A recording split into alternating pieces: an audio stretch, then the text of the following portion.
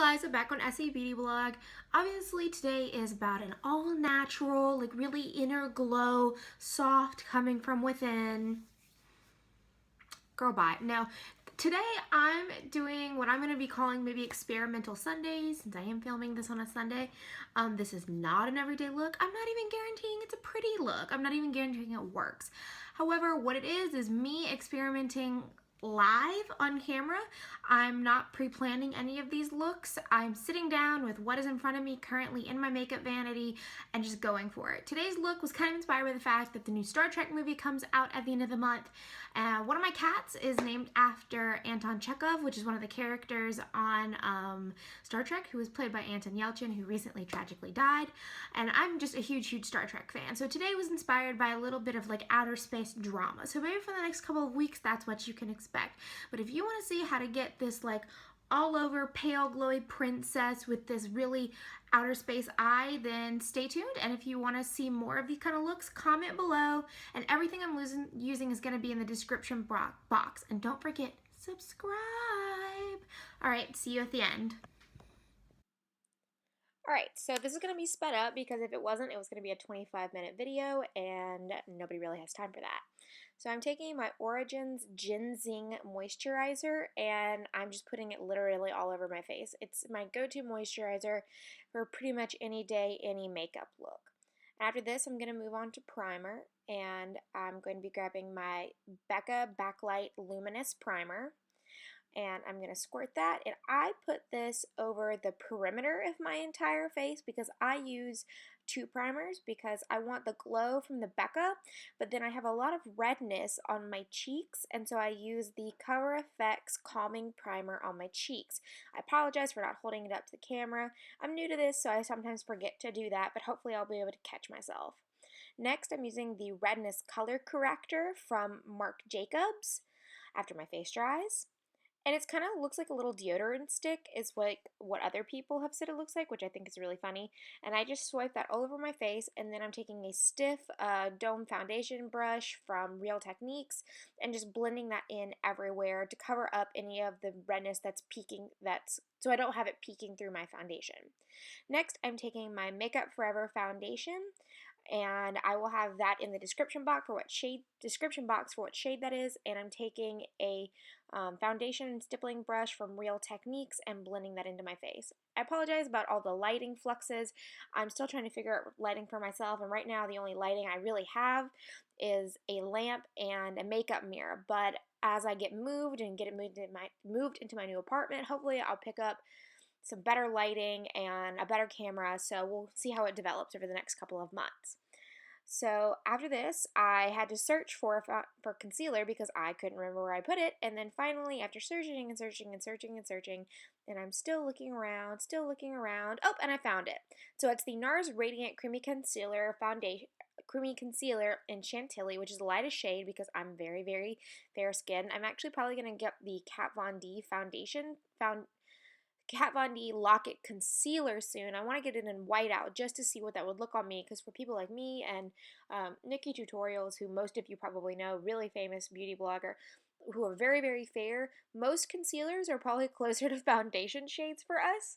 So it's going to be nice to be able to have a little bit more choice. Anybody who's on like the darker end or the lighter end of the spectrum, it's a little hard to find things. So hopefully more brands will be expanding in the future. So I'm hoping we'll see more and more shades as we get farther into makeup. So now I'm taking the Makeup Forever Translucent Setting Powder, and I'm just putting this, I'm setting my under eye. I'm not baking because this wasn't a look that I wanted to do bake for, because I'm going to be putting makeup really down into the baking area. And then I'm using a big fluffy dome brush, and I'm dipping it in and then pressing it into my face and then blending it and buffing it in everywhere all over my face to really set all of the liquid that's on my face. The Makeup Forever foundation is quite liquidy, so I really like to make sure it's good and set before I go out into the South Carolina humidity. So next we're going to be, oh, I'm still blending apparently. So now we're going to be moving into eyes. So I'm going to be using the Beauty Killer palette from Jeffree Star, and we will go through that together. So I'm going to be dipping into Expensive, which is a teal glitter shade, and I'm going to be using that on a fluffy dome brush and just putting it all under my under eye, kind of the way you would do with a crease almost on the upper part of your eye, but doing it below. As I said in the intro, this is a video where I'm just experimenting and playing around. I didn't do this beforehand. I've never done this look before, and I may never do it again, but I just really wanted to do something that's very experimental and not so controlled, which I think is what a lot of the content that gets put on YouTube is, just a lot of like planned out looks, and so I wanted to do something a little bit weirder, a little bit more experimental.